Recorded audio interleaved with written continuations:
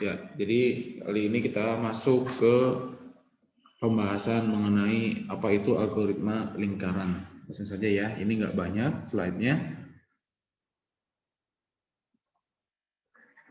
Oke, algoritma lingkaran.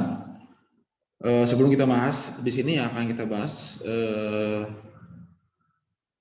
yaitu nanti akhirnya kita bahas dari pembentuk atau buat gambar lingkaran ini yang akan kita bahas itu nanti algoritma Bresenham ya, sama ya di garis juga kita bahas, kita gunakan Bresenham ini juga untuk membentukkan garis.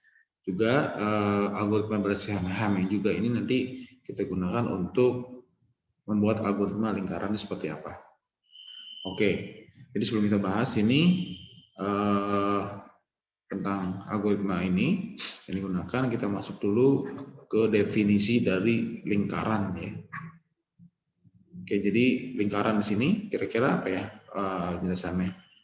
Kalau sebagai basicnya sebenarnya lingkaran ini adalah merupakan kumpulan dari titik-titik yang berjarak sama terhadap titik pusatnya. Saya ulangin, jadi lingkaran ini adalah definisinya kumpulan dari titik-titik yang berjarak sama terhadap titik pusatnya. Gitu ya. Oke. Jadi yang di highlight di sini yaitu titik pusat sebenarnya yang dilihat. Nanti dari titik pusat ini dia akan memilih kembali, akan muncul kembali titik-titik berikutnya. Nah, titik-titik berikutnya ini akan menjadi lingkaran seutuhnya gitu. Jadi kumpulan titik selanjutnya ini akan menjadi lingkaran seutuhnya begitu. Nah, jarak yang sama dalam lingkaran itu bisa disebut dengan jari-jari. Jadi kan kita sudah tahu ya, kalau kita bicara mengenai lingkaran, ya pasti kita kenal istilahnya ada di situ adalah jari-jari, yaitu simbolnya R. Ya, sudah sangat familiar kita lah di situ. Nah, di dalam penggambar lingkaran ini kita bisa menggunakan ada dua metode nih, ya. Atau juga bisa dikatakan teknik, atau juga bisa dikatakan sebagai algoritma yang bisa kita gunakan dalam menggambar sebuah lingkaran gitu. Nah, yang pertama di sini dengan menggunakan metode sin dan cosinus. Dan yang kedua ini menggunakan Bresenham's algorithm gitu. Ya, atau Bresenham circle. Nah, di sini jadi algoritma Bresenham ini yang tadi kita singgung, selain untuk bisa menggambar garis juga bisa digunakan kita untuk membuat lingkaran seperti itu. Oke. Yang pertama bisa kita lihat adalah di sini kita lihat ada sin dan cosinus gitu. Teknik atau metode yang digunakan untuk membuat lingkaran. Tapi dikatakan di sini pemakaian sinus dan cosinus membutuhkan memori karena melibatkan angka pecahan serta komputasi yang rumit dalam menentukan sinus dan cosinusnya. Gitu ya. Jadi untuk metode sin cos ya atau sin cos ini atau sin dan cosinus ini pemakaian ini membutuhkan memori yang sangat besar. Nah, itu kenapa? Karena ya kan dalam proses penggambaran lingkaran ini nanti akan melibatkan angka pecahan ya, angka pecahan. Nah, sehingga dalam proses komputasi ini sebenarnya sangat rumit begitu. Jadi orang jarang menggunakan algoritma ini atau metode sin cos ini adalah membentuk sebuah gambar. Nah, itu kenapa ya? Jadi sangat sulit. Ya, karena di sini ya kita lihat ya harus dibentuknya berdasarkan angka-angka. Angka-angkanya dalam bentuk pecahan.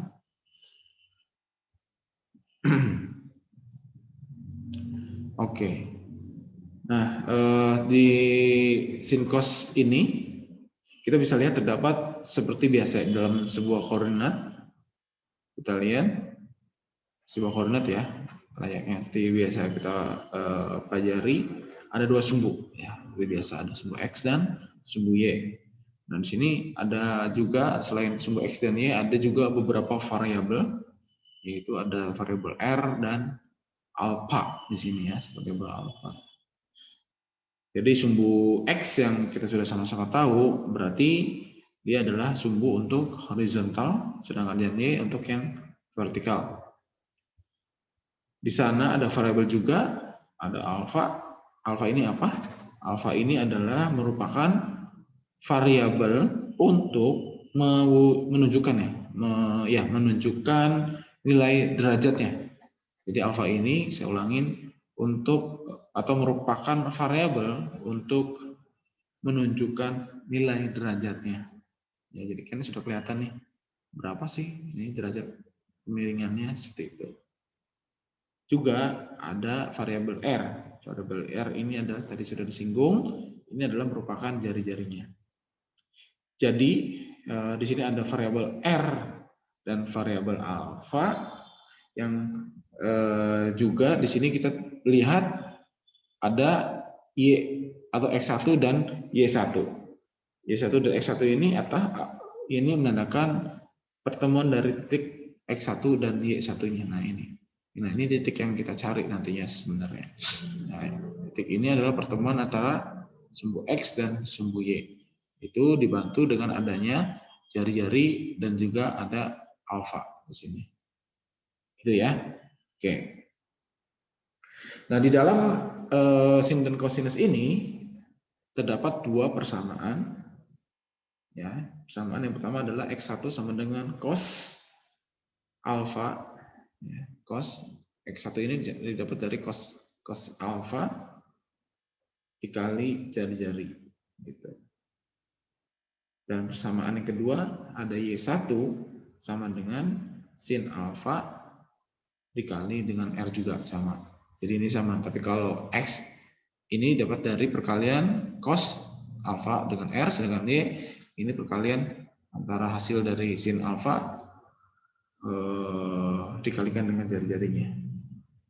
Ya, jadi nilai alfa ini adalah merupakan sudut dengan range jarak antara 0 sampai 359. Ini apa? Kalau kita lihat, mungkin yang kita sering kenal adalah, atau kadang-kadang juga kita bulatkan menjadi 360 derajat. Tapi sebenarnya sih hanya sampai sini ya titiknya ya, 359. Tapi orang genapin menjadi 360 derajat. Itu ya, jadi range-nya untuk alfa ini adalah dari 0 sampai 359.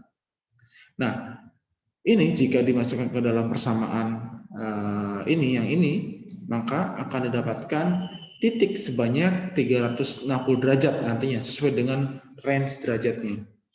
Ya, jadi titik-titik pembentuk lingkaran ya dari mulai 1, 2, 3 sudah terbentuk titiknya ini pada saat sudah penuh, yang kita tahu di sini kan sudah tahu ya ada kuadran 1, 2, 3, 4. Nah, titik ini dia akan memenuhi semua kuadran. Ya, 1, 2, 3, 4 dia akan terpenuhi semua atau kayak gini. Nah, dia membentuk sebuah lingkaran. Nah, lingkaran ini kan penuh nih. Totalnya berarti 359. Gitu sebenarnya. Tapi yang akan kita bahas ini sebenarnya kalau yang di kuadran ini, yang masing-masing kuadran ini sebenarnya akan didapat apabila salah satu kuadrannya sudah didapatkan. Begitu. Nah, misalkan di sini kuadran sini kita sudah dapat titik nih. Titik gitu ya. Nah, yang lainnya dia akan dibuatkan istilahnya kebalikannya gitu. Tapi yang penting udah ketahuan pasti yang lainnya sama. Gitu. Mirrornya istilahnya ya. Gitu. Nah, yang kita fokuskan hanya akan mendapatkan satu titik dulu karena titik selanjutnya akan dilakukan pengulangan saja sebenarnya. Gitu ya. Oke. Kalau kita lihat di sini dalam penerapan metode ini sangat bagus sebenarnya jika nilai jari-jarinya sangat besar yang dilihat dari metode sin dan kosinus ini. Jadi yang dilihat adalah R-nya. Jika R-nya menilainya tinggi gitu atau besar, maka hasilnya gambarnya akan semakin bagus atau lingkaran semakin bagus. Jadi semakin besar nilai jari-jarinya, maka bentuk lingkarannya semakin halus atau bagus. Tetapi akan sebaliknya jika nilai jari-jari kecil ya pasti ya penggambaran lingkarannya nggak bagus karena nanti seperti kelihatan ada garis putus-putus itu ya. Dan ini merupakan juga salah satu kekurangan dari metode sin-cos ini ya. Yang tadi selain dia butuh butuh memori besar dan rumit sebenarnya. Dan juga di sini yang tadi ya dibutuhkan R yang besar agar si tercipta jika kita ingin buat sebuah gambar dengan hasil yang bagus. Oke. Nah sekarang kita lihat, jadi ini sebenarnya sin dan cosinus ya yang pertama. Ya jadi minimal kita sudah tahu kekurangan dari algoritma ini banyak tidak orang pakai ya karena tadi ya beberapa kekurangan yang dimilikinya. Nah yang kedua kita masuk ke coba untuk yang algoritma Bresenhams atau Bresenhams circle. Nah, untuk algoritma Bresenham yang kita lihat di sini, algoritma ini sama dapat artinya kita dapat dipelajari dari minggu kemarin ya yang kita bahas sebelumnya tentang algoritma garis. Jadi itu masih sama, di mana di sini cirinya yaitu dari algoritma Bresenham dia melibatkan angka integer juga sama. Ya, angka integer yang waktu kemarin juga di garis juga dia integer juga. Nah, integer ini adalah yang tadi sama juga merupakan sebuah angka ya yang berisi bilangan bulat gitu. Bilangan bulat terserah ya dia mau positif maupun negatif. Dan algoritma Bresenham ini tidak membutuhkan pembagian gitu ya.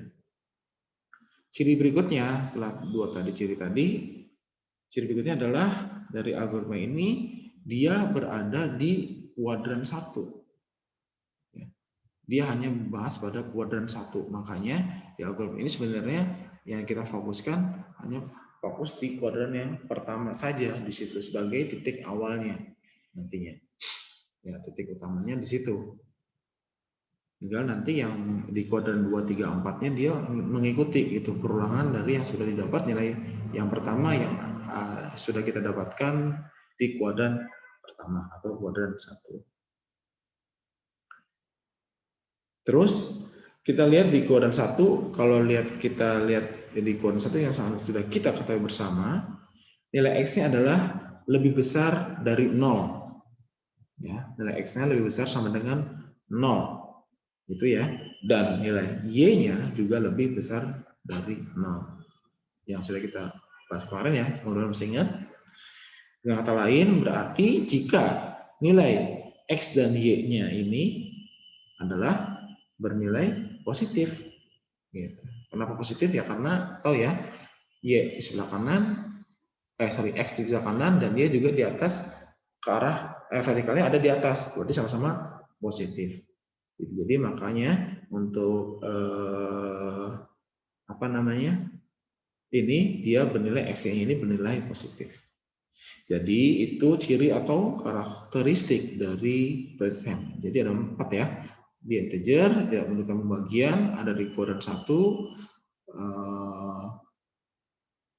yaitu pada X dari Y dan Y lebih besar dari 0. Oke, kita lihat sekarang bagaimana penerapan dari algoritma Bresenham ini untuk perhitungan dalam penggambaran sebuah lingkaran. Ya, ini nggak banyak ya, simpel saja, ringkas saja. Ini contoh, misalkan di sini digambarkan terdapat ada 4 buah titik nih di sini, 4 buah titik. Ini awal cikal bakal sebenarnya ujung-ujungnya sebenarnya yang akan dicari sebenarnya ini lingkaran diinginkan. Ya nanti sebenarnya seperti ini.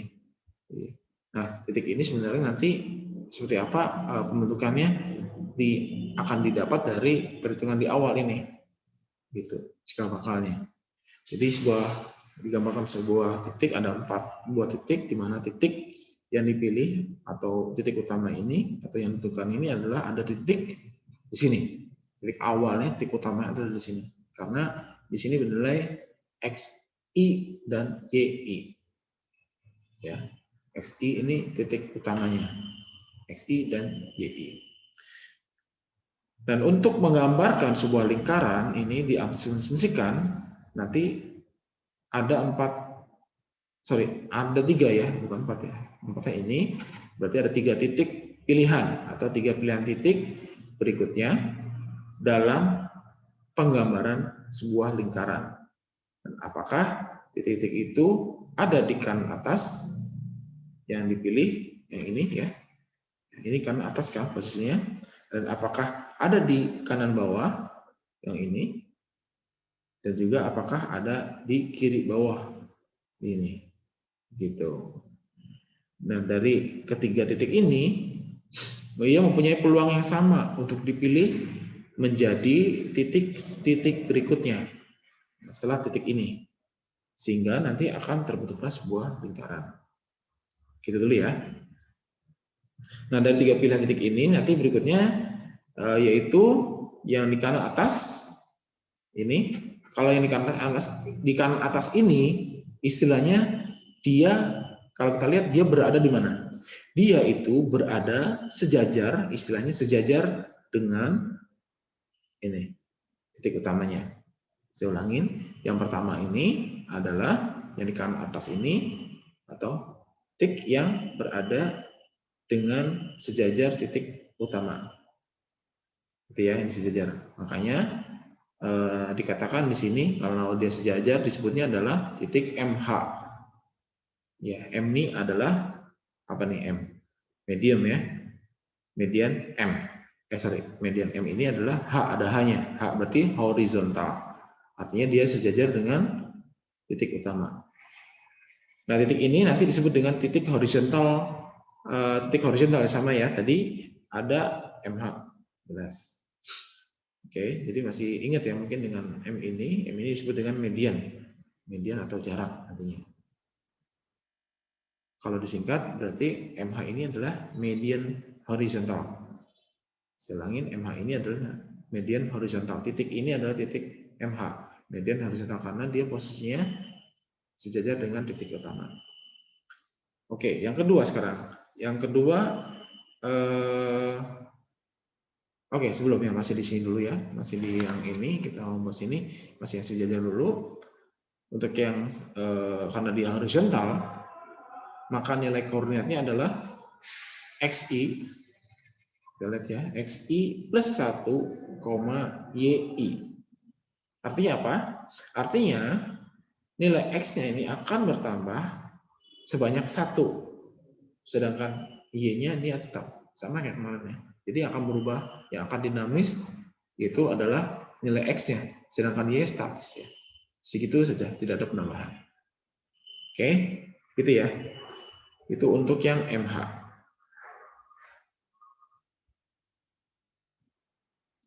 Yang kedua, selanjutnya ada selain MH ada MD. MD ini adalah atau disebut dengan titik menyilang ya.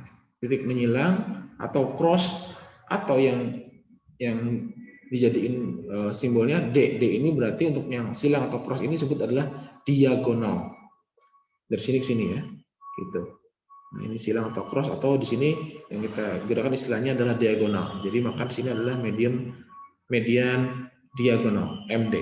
Kalau tadi ada median horizontal, kalau ini adalah median diagonal karena posisinya dia cross gitu, silang dari titik utama.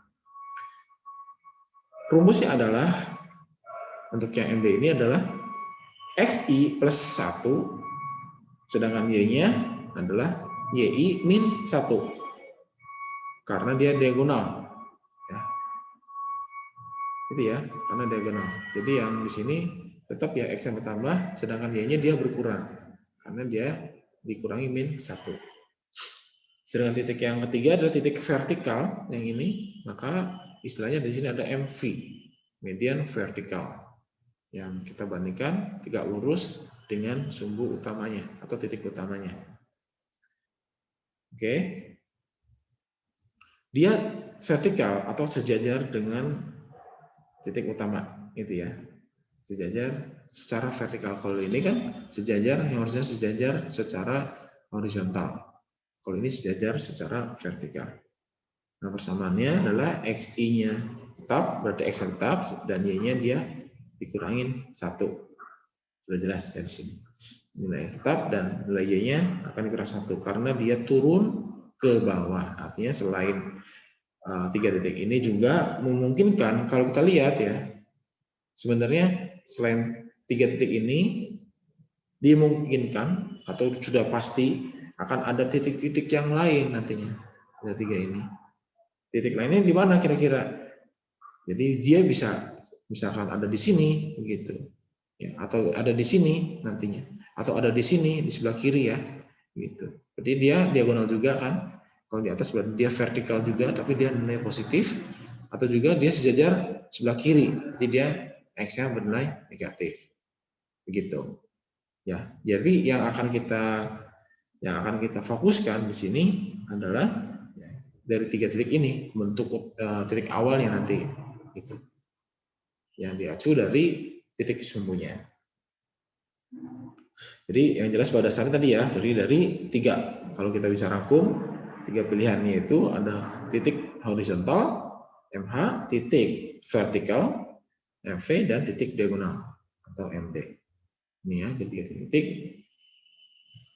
dari X, Y, dan Y yaitu H, V, dan diagonal atau D. Jarak antara H, horizontal, vertikal, dan diagonal ini terhadap lingkaran sesungguhnya dirumuskan sebagai berikut. Jadi ini adalah terhadap lingkaran sesungguhnya dibuat ada sebuah atau ini ya masing-masing dibuatkan persamaannya atau rumusnya untuk bisa mencari kondisi apakah dia horizontal, diagonal, atau vertikal. Jadi masing-masing sudah punya rumus ya yang didapatkan dari nilai awal ini begitu ya. Nilai awalnya lalu digabungkan dengan jari-jarinya. Itu seperti apa perlakuannya. Jadi untuk median horizontal, untuk yang pertama, yang MH dulu ini adalah rumusnya, kita lihat. Nah ini sebelumnya ada garis tegak lurus. Nah garis tegak lurus ini disebutnya adalah absolute. Saya ulangi, garis tegak lurus ini yang diapit ya, dari rumus ini diapit oleh garis tegak lurus di awal dan di akhir, ini disebutnya absolute. Apa sih absolute ini? Jadi simbol garis tegak lurus ini absolute ya.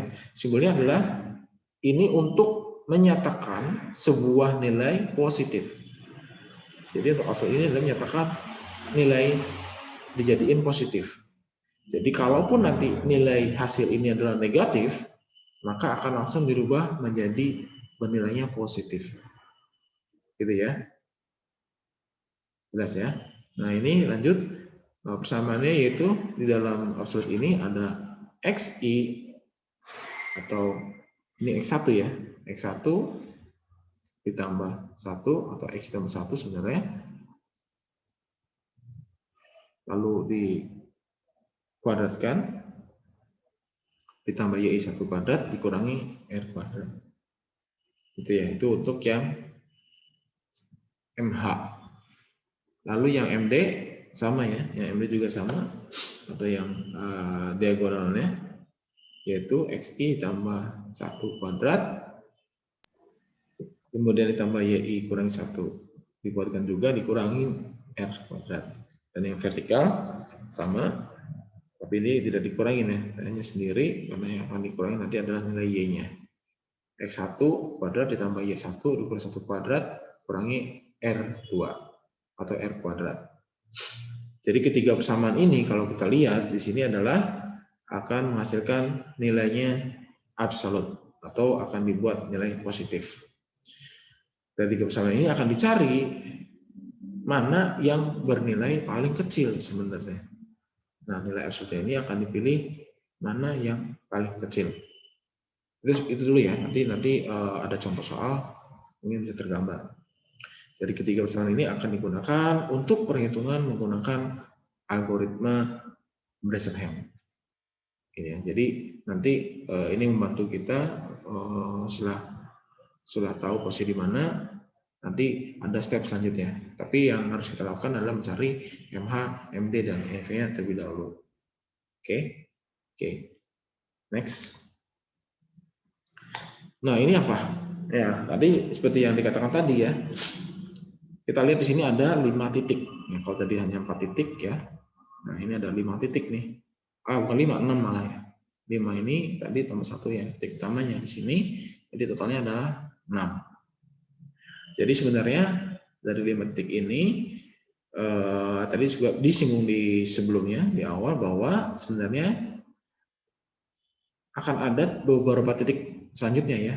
Jadi mungkin juga ada di atas gitu ya, di sini ya, di kiri, kemudian di kiri gitu, juga ada di bawah gitu. Di bawah juga di mana ya, titik-titik di bawah dan lain sebagainya ya. Itu nanti sebagai bentuk awal dari sebuah garis, titik garisnya. Oke. Yang kita lihat selanjutnya yaitu sama seperti di slide sebelumnya, tipisannya sama ya, yaitu di sini di X1 dan Y1. Di sini terdapat 5 titik ya. Ini 1, di sini ada 5 titik yang memungkinkan untuk dipilih gitu. Jadi berhak semuanya untuk dipilih mana dulu gitu. Yang pertama tadi adalah titik yang sejajar ya. Ada yang diagonal, vertikal, dan yang menjadi sebuah gambar lingkaran. Masing-masing punya persamaan yaitu MH horizontal, MD untuk diagonal, dan MV untuk yang vertikal. Gitu ya. Ini dari awal ini nanti kemana ini gitu titik-titiknya. Untuk yang diagonal, yang atas yang ini adalah persamaannya XI plus 1 YI plus 1. Gitu ya. Karena dia ada di atas, jadi nilai X-nya bertambah, sedangkan Y juga dia bertambah. Oke. Untuk yang sejajar, yang ini, yang sejajar, ya, yang sejajar, X-nya ini dia akan bertambah 1. Sedangkan Y-nya dia akan tetap. Untuk yang diagonal ke bawah, yang sini, berarti XI-nya dia akan bertambah 1, sedangkan Y-nya dikurang ya, karena dia posisi di bawah. Sedangkan untuk yang selanjutnya, yang ini, berarti X-nya ini dia berkurang, tetap, ya Y-nya berkurang 1, dan yang terakhir, yang diagonal, dia berkurang 1, juga untuk yang Y-nya juga dia berkurang 1. Oke, jadi sudah terbentuk semua ya. Jadi sini ada 5 case yang memungkinkan nanti untuk dipilih menjadi titik berikutnya di dalam penggambaran sebuah lingkaran. Nah, kita lanjut masuk ke slide selanjutnya. Di sini akan dicari apa nih? Ada simbol baru lagi ya. Di sini akan coba diterapkan dari algoritma Bresenhams ke dalam sebuah persamaan lagi. Ini lanjutan persamaan lanjutan ya. Ada 5 titik tadi, dari 5 titik tadi dibuat sebuah persamaan di sini nantinya akan dimasukkan di persamaan ini dengan ada simbol ini. Ada 3 simbol ya. Ada simbol delta, lalu alfa, dan simbol gamma di sini. Jadi untuk delta I, ya delta I kurang dari 0, ya, maka dihitung alfanya adalah MH min MD, ya, yaitu titik yang sejajar dengan diagonal atas. Gitu. Kemudian jika deltanya, ya, jika delta I-nya ini lebih besar dari 0, maka dia akan mengejarkan kasus 3 dan 4. Gitu ya. Yang ini ya. Ini kasus-kasusnya ya. Oke. Selanjutnya, jika deltanya ini sama dengan 0, maka yang dipilih adalah kasus 5.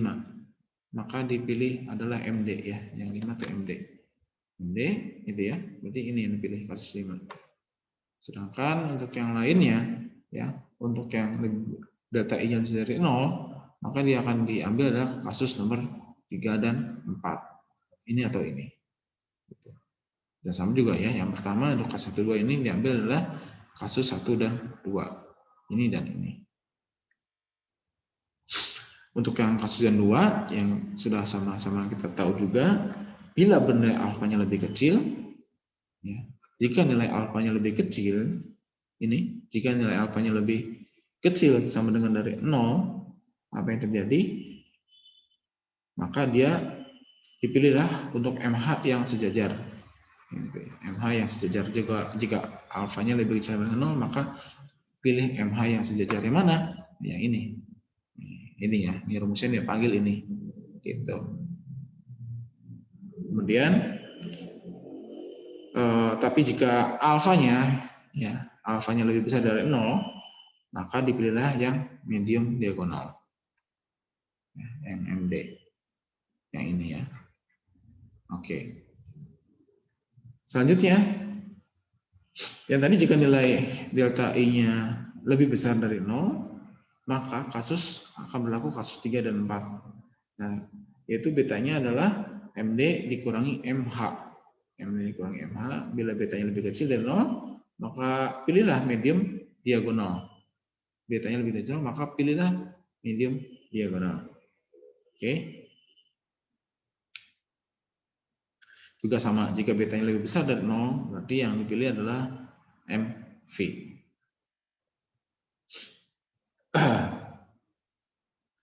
Sama, ini juga jika deltanya sama dengan 0, maka yang dipilih MD itu kasus 5.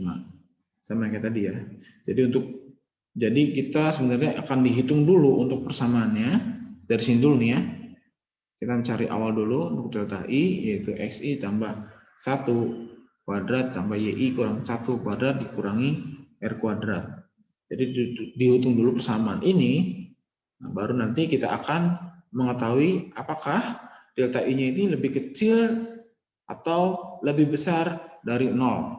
Deltanya ini, hasil dari ini, apakah untuk mengetahui apakah dia deltanya ini lebih kecil atau lebih besar dari 0 gitu. Hasil ini mana yang akan didapatkan? Jika didapatkan ini, ya maka akan dikerjakan kasus ini. Dicek lagi nilai alfanya. Nilai alfanya dari MH ini dicek lagi. Dari MH dikurangi MD akan dapatkan alfanya apa? Jika alfanya lebih kecil dari 0, misalkan minus dari 0 atau ya kalau minus pasti lebih kecil dari 0 kan? Berarti yang berlaku ini. Jika nilai alfanya lebih besar dari 0, misalkan 1, 2 yang atasnya, maka yang dipilih adalah MD atau karena dia lebih besar alfanya dari 0.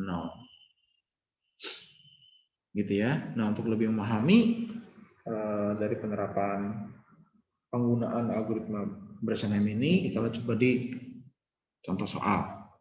Seperti ini ya. Nah, ini 2-3 slide lagi mungkin. Contoh soalnya, jika diketahui sebuah lingkaran memiliki jari-jari sama dengan 5, lalu titik akhir yang dipilih adalah 0,5, hitung koordinat titik berikutnya yang harus dipilih. Ya, tentunya pasti kita gunakan algoritma Bresenham. Nah, itu kira-kira bagaimana kita akan mencarinya. Jadi yang diminta di sini adalah sebenarnya kita mau menentukan berapakah koordinat titik berikutnya dengan menggunakan algoritma Bresenham, gitu sih.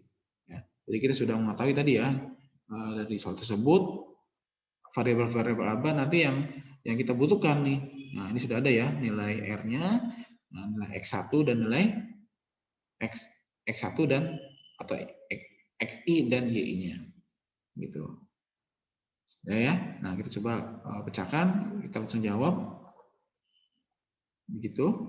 Jadi, ya, ini variabel tadi yang sudah diketahui ya dari soal.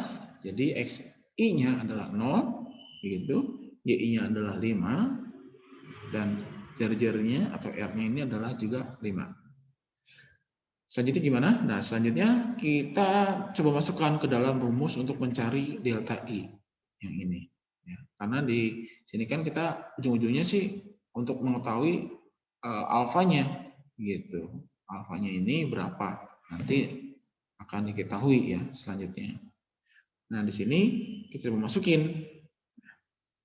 masukkan ke dalam rumus untuk mencari delta I ini ya. Dulu ya, delta I dulu sebenarnya untuk apakah dia lebih besar, lebih kecil atau sama dengan dengan rumus ini. Rumus ini. Oke. Nah, masukin ya, kita masukkan nilai XI-nya yaitu 0. Ya, 0 lalu ditambah 1 dikeluarkan, ditambah YI, YI-nya adalah 5 dikurangi 1 kuadrat dikurangi R-nya 5. Hasilnya adalah sama. 1 kuadratnya 1, 5,14, ini tetap 5, ini 1, Ini 4 kuadrat 16 dikurangi 25. Dan hasilnya adalah minus 8. Ya, minus 8. Maka nilai deltanya adalah, karena minus 8 berarti yang kita tahu berarti dia lebih dari 0. Maka deltanya adalah delta I lebih kecil dari 0. Gitu. Karena deltanya kurang dari 0, nah, maka alfanya yang dipilih adalah untuk kasus 1 dan kasus 2. Gitu ya. Dari A sama dengan MH kurangi MD. Baru kita hitung kemudian nilai alfanya, kita ke sini sekarang. Ya. Nah, ini kan tadi A, MV, MD kita masukin nih rumusnya. Untuk MH rumus tadi ya, yang di awal ya. MH tuh berarti yang mana? Ini ya, ini MH. Ya, XI tambah 1 kuadrat ditambah YI 2 kuadrat. Yaitu harusnya I ya, bukan 1 ya. Kayak kok. Itu MD-nya segini. Didapatkan hasilnya untuk yang MH berarti 0, XI-nya kan 0, betul? Ini sama yang kita masukin kembali. Nomor 25, ini tetap, ini 16, begitu ya? Betul? 4/2 dan 25. Jadi akan menghasilkan ini hilang ya, minus 1. Ini tetap ya 1, 16, 25 hasilnya minus 8 seperti tadi. Jadi di sini hasilnya adalah 1 kurang minus 8, hasilnya adalah minus 7. Ya, hasil akhirnya adalah minus 7. Jadi di sini alfanya adalah minus 7. Maka dikatakan di sini alfanya itu adalah karena dia kurang dari 0, nilai 0, minus 7 ini, maka alfanya ini lebih kecil sama dengan 0. Begitu. Karena nilai alfa yang lebih kecil sama 0, maka titik berikutnya yang dipilih adalah nilai MH. Gitu ya. Karena nilai A-nya atau alfanya ini lebih kecil dari sama dengan 0, maka titik berikutnya yang dipilih adalah nilai MH. Oke.